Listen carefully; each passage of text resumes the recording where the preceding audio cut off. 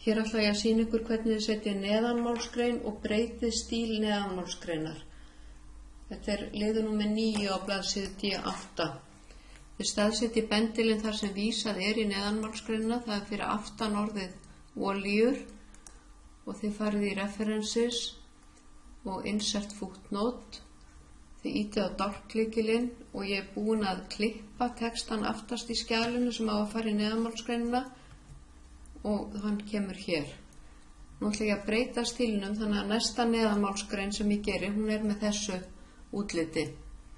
Það ég hér í Home og ég öruna niður á stílalistanum og ég fer hér í Style Inspector. Ég er stödd í neðanmálsgreininni og þá lendi ég hérna í footnote text.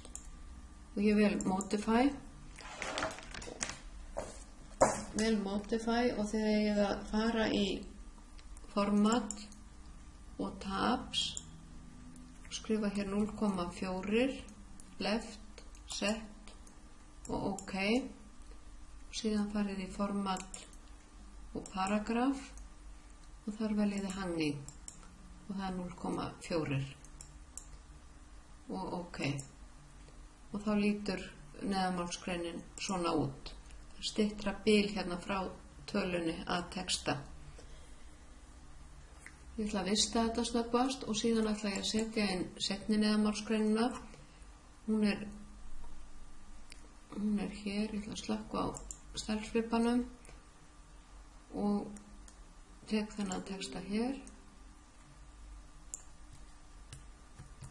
Og hann á að fara hér fyrir aftan. Þá fer ég hér í References, Insert Footnote, ít á dálklykilinn og set textan inn. Og hann er með sama útliti. Nú ætla ég að taka út hérna, ít á Delete hérna. Og ég ætla að vista og sýna ykkur í öðru myndskeiði hvernig þið stillið dálka og setjið þrepaskipt áherslunúmer.